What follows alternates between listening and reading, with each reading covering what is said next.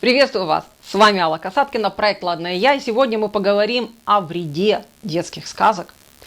Как они портят личную жизнь женщинам, как они заставляют их отказываться от собственного счастья и как они провоцируют нас, женщин, вместо того, чтобы выбирать лучших мужчин, соглашаться на тех, кто подворачивается под руку.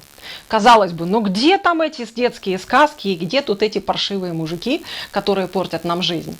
Я сейчас расскажу, и вы будете очень сильно удивлены. Давайте сначала разберемся, о женском ли счастье те сказки, которые мы в детстве считали, вау, какие они классные, вот они точно, вот мне бы так. Да? Сказка о Золушке. Бедную девушку гнобила матушка, упахалась она несчастная, отправили ее еще в лес хвороста собирать. Там она бах и встретила принца. А потом она убежала в смущении, мечтала получить выходной, прилетела фея крестная, махнула волшебной палочки, соорудила, из чего получилось платье, карету, отправила ее на бал. Хотела девушка расслабиться и потанцевать. Нет, на тебе, на входе столкнулась с принцем, опять снова он ей попался под ноги. Он ее потащил танцевать, а потом начал кормить мороженым, девушка расслабилась, растаяла, потеряла туфельку, оказалась замужем. Повезло ли девушке? Будем разбираться дальше. Сказка о Белоснежке. Девушку мачеха снова отравила подлая яблоком. Девушка уснула, спала себе в стеклянном гробу, где-то там далеко в лесу. Пришел принц, поцеловал, проснулась, замуж вышла счастлива, казалось бы. Рапунцель. Сидела, мачеха снова заточила в высокую башню, она бедная там страдала, сидела, мучилась, выбросила косу, мимо на счастье проезжал снова принц случайно, оказался там принц и просто шастали туда-сюда. Проезжал принц, залез по косе в башню, спас Рапунцель, как они, правда, спустились, если коса ее должна была остаться сверху, непонятно. Обратите внимание, деталь, непонятно, как они спустились, выбрались из этой башни. Но убежали от мачехи, замуж счастливо, казалось бы. А теперь давайте посмотрим, так ли они были счастливы. Кто достался Белоснежке, понятия не имеем. Пришел, поцеловал, разбудил, сгреб в охапку и увез.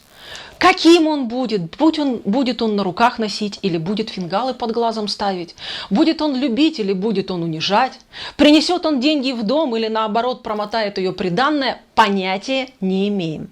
Не сказано нигде, какой он, что он из себя представляет. Раз. Сказка о Рапунцель. Тоже сидела бедная девушка, страдала, хотела выбраться на свободу.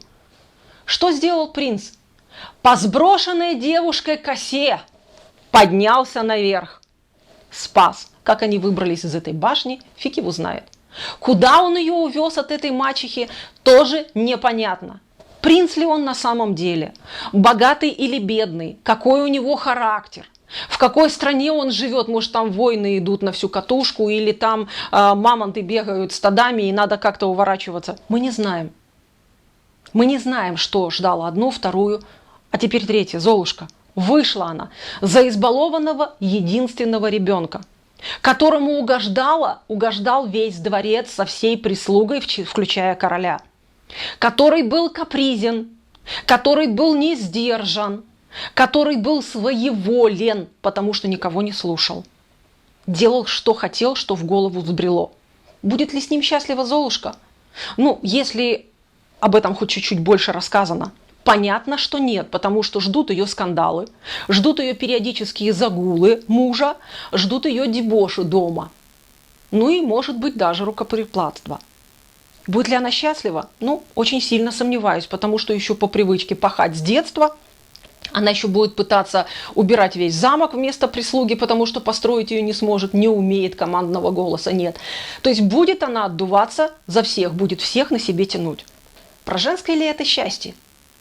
Точно нет, потому что эти сказки не о женщинах, эти сказки о мужчинах. Это мужикам повезло. Белоснежка была богата, и мачеха очень не хотела, чтобы ей досталась доля богатства отца, потому что она хотела все себе закапать.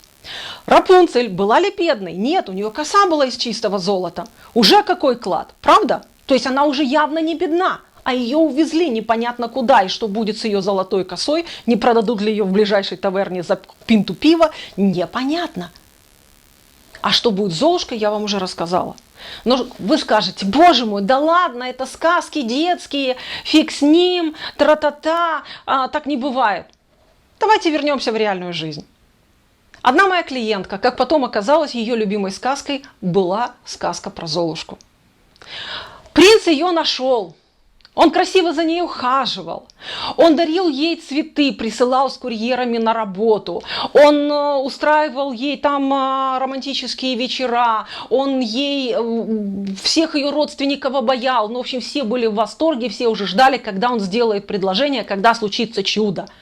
День свадьбы был назначен, свадьба происходила в старинном замке. Все красиво, невероятно, платье, все хорошо. Она, правда, не знала перед свадьбой, где он живет. Но она жила на съемной квартире, он сказал, после свадьбы переезжаем жить ко мне. Первую ночь они ночевали в гостинице, все было красиво, хорошо. Утром они встали, расплатились за номер и поехали к нему. Барышню ждал большой облом, потому как квартира оказалась двушка в хрущевке. В этой квартире были 2 детей от предыдущего брака, которых нужно было устроить в детский садик. Нужно было отремонтировать квартиру, вообще что-то довести до ума, потому что в квартире был бедлам. Барышня все это сделала. Отремонтировала квартиру, купила новую мебель, купила новую технику, вложилась, пахала круглосуточно. Если не дома, наводя порядки и устраивая, развлекая детей, обхаживая мужа, то на проектах, чтобы заработать деньги, потому что муж сказал, у меня зарплата маленькая, я на свадьбу взял кредит, мне еще с ним расплатиться надо. Я в этом участвовать не буду. И пахала наша Золушка, как могла, выкручивалась. И вот она пахала. Прошел почти год, и вдруг она узнает. А принц-то ее, пока она пахала, ездил часто в командировки, иногда по выходным, вернее, почти всегда по выходным. И в эти командировки прислали, сотрудницы принца не выдержали, прислали дурочки Золушки, моей клиентке, фотографии с этих командировок. И оказалось, молодой человек не очень-то хорошо, вернее, не очень плохо отдыхал в этих командировках. Там были и дискотеки, и загулы с барышнями, и поездки на яхтах. И казалось, а денег в дом не приносил. Всех содержала она. Вот вам и сказка про Золушку. Кому повезло? Снова принцу. Правда? И принц-то оказался совсем не принцем. Теперь вернемся к сказке Рапунцель. Была у меня еще одна клиентка, которая выросла в семье с очень жесткими контролирующими родителями. Как только мама ослабляла свой контроль, включался папа. Там было все очень жестко, очень-очень-очень, особенно с того момента, когда она пошла в институт. Она была очень красивая, интересная барышня, общительная, молодые люди там табунами увились, все хотели, потому что семья обеспеченная, хорошая. Папа сказал: нет, жениха я тебе выберу сам. Девочка возмутилась и решила сбежать. Нашелся принц, забрал ее с ее маленького городка и увез в Москву. Но в Москву они приехали не как принц с принцессой, а как обыкновенные люди, потому что в Москве им нужно было начинать все с нуля. И да, муж устроился на работу, все хорошо, замечательно, у него хорошая зарплата, приличная должность, потому что он по своей линии занятости в государственной службе передвинулся в Москву очень удачно, все хорошо, но он ей сказал: моя дорогая, ты рожаешь ребенка и сидишь дома, и никуда не ходишь, подружек твоих, чтобы я дома не видел. То есть у нее нет ни подруг, ни друзей каких-то, ни каких-то развлечений, занятий за пределами дома у нее нет и быть не может. Она из одного ада сбежала в другой. Из одной башни пришли, закрыли в другую, только теперь еще с ребенком. Мало того, он демонстративно каждый раз показывал своей жене, что он ей недоволен, она недостаточно хорошо его любит. Когда она возмущалась, почему он задерживается после работы, почему он иногда не приходит ночевать домой, он ее наказывал. Когда они ходили семьей куда-то гулять, подарки покупались демонстративно и много дочки, маленькой девочки, а ей не покупалось ничего. Девочки сообщали: мама не заслужила, поэтому подарки сегодня получаешь ты. Повезло ли нашей Рапунцель? Я думаю, вы уже и сами прекрасно видите. Ну, вернемся к сказке о Белоснежке. Еще одна история одной из моих клиенток. Она, правда, не спала в стеклянном гробу, слава богу, но она с головой ушла в работу, она делала карьеру, она была такой strong businesswoman, она такая была вся пробивная, активно строящая карьеру, развивающую компанию, в которой она работала, такая вот целеустремленная, ну вот, что называется, простите за грубость, баба с яйцами. И тут вдруг на заправке, она заехала на заправку заправить машину, она встречает принца. Красивый мужчина, интересный, улыбнулся, познакомился, взял у нее телефон. Через 2 дня случайно она приехала на переговоры к своим контрагентам. Оказывается, что сталкивается она с ним, она не знала, кто он в этом офисе, она сталкивается с ним в офисе, респектабельно, ну так вроде бы, как она сказала, респектабельно одет. Он поздоровался с ней, помахал и ушел. После этого он начал ей названивать, приглашать ее в кафе, короче говоря, красиво ухаживал, не давал ей времени опомниться. Через месяц после того, как они первый раз ходили в кафе, он настоял на том, чтобы познакомиться с ее родителями, и в присутствии родителей сделал ей предложение.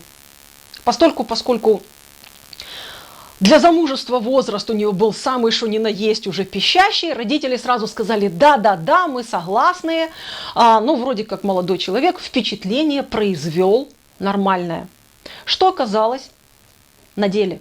А на деле оказалось, что наш залетный принц в той компании был водителем генерального директора, которого почему-то в течение этого месяца, пока он активно ухаживал за моей клиенткой, еще и уволили.